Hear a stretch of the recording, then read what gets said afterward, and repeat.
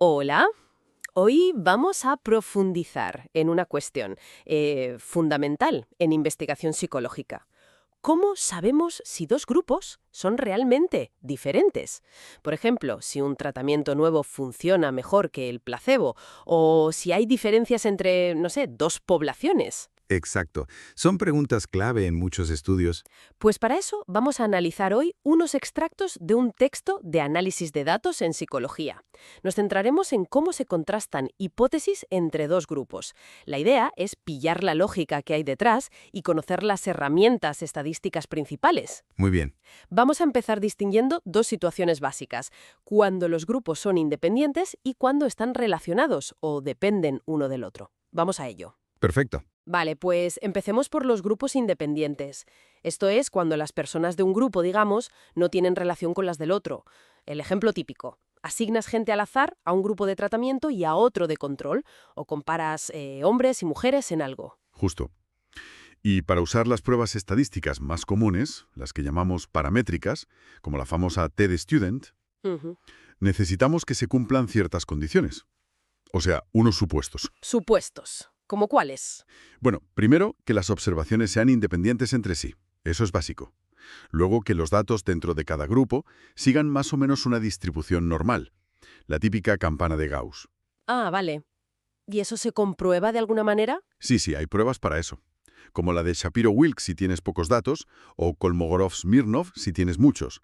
Y, muy importante también, que la dispersión de los datos, la varianza, sea similar en ambos grupos. Eso es la homocedasticidad, ¿verdad? Eso es, homocedasticidad. Se comprueba con la prueba de Leven, por ejemplo. ¿Y por qué es tan importante que esas varianzas sean iguales? Pues porque la prueba T-de-Student asume que lo son. Si un grupo tiene los datos mucho más dispersos que el otro, la comparación de las medias puede ser, digamos, un poco engañosa si usas la T estándar. Entendido.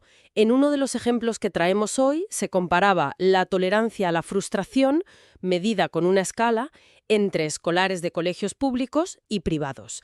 Y comentan que se comprobó que los datos eran normales y las varianzas homogéneas, o sea que cumplían los supuestos. Correcto. Y como se cumplían, pues aplicaron la prueba T-de-Student para grupos independientes. El resultado que obtuvieron fue un P igual a 0,085. Vale, 0,085. Y el corte suele estar en 0,05, ¿no? Exacto. Como 0,085 es mayor que 0,05, la conclusión estadística es que no hay evidencia suficiente para afirmar que existan diferencias significativas entre los dos tipos de escolares en cuanto a tolerancia a la frustración, al menos en la población general. O sea que aunque en las muestras que miraron sí había una diferencia en las medias. Ujú. Esa diferencia no era lo bastante grande, o la muestra no era lo bastante potente como para descartar que fuera simplemente por azar. Ajá. Pero ojo, que aquí viene algo que me pareció muy interesante en las fuentes. Aunque no encontraron significación estadística, sí calcularon lo que llaman el tamaño del efecto. Usaron la de Cohen y les dio 0,64, que califican de moderado. Entonces, ¿esto qué quiere decir? Que la diferencia, aunque no sea estadísticamente significativa, podría tener cierta importancia práctica. Exactamente. Esa es una reflexión muy importante. El valor P nos dice si la diferencia es fiable estadísticamente, si es poco probable que sea por azar. Pero el tamaño del efecto nos dice cómo de grande es esa diferencia en la práctica. Un efecto moderado, como ese 0,64, sugiere que la diferencia observada no es trivial, que podría tener alguna relevancia en el mundo real. Claro. En este caso, además, mencionaban que la muestra era pequeña, solo 20 personas por grupo. Con muestras pequeñas es más difícil encontrar significación estadística, incluso si existe un efecto real de tamaño moderado o incluso grande. Tiene todo el sentido. Vale. ¿Y qué hubiera pasado si ese supuesto de igualdad de varianzas, la homocedasticidad, no se hubiera cumplido? Si la prueba de Leven hubiera dicho que eran distintas. Buena pregunta. Pues en ese caso, no deberíamos usar la T de Student Standard. Hay una versión modificada, una corrección, que se llama la prueba de Welch. Básicamente, ajusta los cálculos para tener en cuenta esa diferencia en las varianzas, y nos da un resultado de P más correcto. A veces el resultado final no cambia mucho, pero es el procedimiento adecuado. Vale, anotado. Si las varianzas son distintas, usar Welch en lugar de la T de Student normal. Todo esto es para cuando tenemos datos numéricos, cuantitativos, y se cumplen más o menos estos supuestos de normalidad y tal. Pero, ¿y si no se cumplen? ¿Y si la variable que medimos no es numérica, sino ordinal? Como una clasificación o una escala de satisfacción tipo Likert. Pues ahí entran en juego las pruebas no paramétricas. Son alternativas que no necesitan tantos supuestos. Para dos grupos independientes, la prueba no paramétrica más utilizada es la U de Mann-Whitney. De Mann-Whitney. ¿Y cómo funciona así a grandes rasgos? Pues, a ver, no compara medias. Lo que hace es ordenar todos los datos de los dos grupos juntos, de menor a mayor. Luego asigna rangos a cada dato. Y finalmente compara si la suma de los rangos en un grupo es significativamente diferente a la del otro. En esencia, está comparando las medianas, no las medias. Entiendo. Como en otro ejemplo que teníamos donde se pedía valorar del 1 al 20, cómo de amenas eran las clases de profesores de dos departamentos distintos, personalidad y metodología. Como era una valoración, una escala ordinal, usaron la U de Mann-Whitney. Exacto. Y en ese caso, el resultado sí fue significativo. La P era menor de 0,05, lo que indicaba que sí había diferencias. Las clases de metodología se percibieron como significativamente más amenas que las de personalidad. Muy claro. Entonces, para grupos independientes, T de Student o Welch si los datos son numéricos y cumplen supuestos, U de Mann-Whitney si no cumplen o son ordinales. Esa es la idea general, sí. Perfecto. Pasemos ahora a la otra gran situación, los grupos relacionados o dependientes. Aquí cada dato de un grupo tiene una pareja en el otro, ¿no? El caso más típico es medir al mismo grupo de personas antes y después de algo. Justo.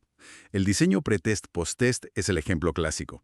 O medir a las mismas personas bajo dos condiciones experimentales diferentes. La clave es que las mediciones están emparejadas. Vale. ¿Y qué pruebas usamos aquí? Pues si la variable es cuantitativa, numérica, y lo que cumple el supuesto de normalidad son las diferencias entre las dos medidas, la medida post menos la medida pre, por ejemplo, entonces usamos la prueba paramétrica correspondiente, que es la T de Student para muestras apareadas o relacionadas. ¿Y qué mira esta prueba? Analiza si la diferencia media entre las dos mediciones, por ejemplo, la mejora media tras una intervención, es significativamente distinta de cero. Como en el ejemplo con pacientes con afasia. Les midieron el número de aciertos en una tarea de lectura bajo dos condiciones. Una con preguntas sobre el discurso y otra con preguntas conceptuales. Ajá. Usaron la prueba T para muestras apareadas y encontraron una diferencia significativa, con una P de 0,037. Parece que acertaban más, o sea, tenían menos afectación, en la condición de discurso. Correcto. Y también calcularon el tamaño del efecto, que de nuevo fue moderado. Una D de 0,64, similar al otro ejemplo. Vale. ¿Y si aquí tampoco se cumplen los supuestos de normalidad de las diferencias o si la variable es ordinal? Bueno, como antes, tenemos la alternativa no paramétrica. Para datos apareados, la prueba es la de Wilcoxon. A veces se llama prueba de los rangos con signo de Wilcoxon. Wilcoxon para relacionados, U de Mann-Whitney para independientes. Fácil de recordar. Bueno, más o menos, jaja. Como en el último ejemplo, una terapia para el juego patológico. Se preguntó a 8 personas en una escala de 1 a 10, claramente ordinal, por sus ganas de jugar antes y después de la terapia. Exacto. Siendo ordinal y con una muestra tan pequeña, solo 8 personas, la prueba de Wilcoxon era la adecuada. Y el resultado fue significativo. P igual a 0,029, indicó que las ganas de jugar se redujeron significativamente después de la terapia. Y además, el tamaño del efecto aquí, medido con otro índice, la R, fue de 0,82, que consideraron grande. Sí, un efecto grande, lo que sugiere que la terapia tuvo un impacto bastante considerable en reducir las ganas de jugar en ese grupo. Fantástico. Pues creo que hemos cubierto bastante bien el tema. Resumiendo mucho, para comparar dos grupos, primero hay que ver si son independientes o relacionados. Luego, si los datos son numéricos y cumplen supuestos, normalidad, homocelasticidad en independientes, usamos pruebas T, de Student, Welch o apareada. Y si no cumplen supuestos o los datos son ordinales, tiramos de no paramétricas. U de Mann-Whitney para independientes, Wilcoxon para relacionados. Has hecho un resumen perfecto. La lógica siempre es la misma. El contraste de hipótesis. Queremos ver si las diferencias que observamos en nuestra muestra son lo bastante sólidas como para pensar que existen de verdad en la población general, o si podrían deberse simplemente al azar. Y como hemos visto, es crucial elegir la prueba correcta, y eso pasa por verificar los supuestos que necesita cada una. Totalmente. Y esto nos lleva a una reflexión final, algo que ya ha salido antes. Nos centramos mucho en la significación estadística, en si la P es menor de 0,05. Pero, ¿qué peso deberíamos darle realmente a la significación práctica, al tamaño del efecto? Sobre todo en esos casos donde un resultado no llega a ser estadísticamente significativo, pero el tamaño del efecto sugiere que la diferencia podría ser relevante en la vida real, ¿no? Es un debate muy actual e importante en investigación. ¿Cuándo una diferencia no significativa podría, a pesar de todo, merecer la pena ser considerada o investigada más a fondo? Exacto. Quizás la respuesta no está solo en el valor P, sino en una combinación del P, el tamaño del efecto, el contexto de la investigación y el coste o beneficio de actuar sobre esa diferencia. Ahí queda esa reflexión para darle una vuelta. Muy interesante.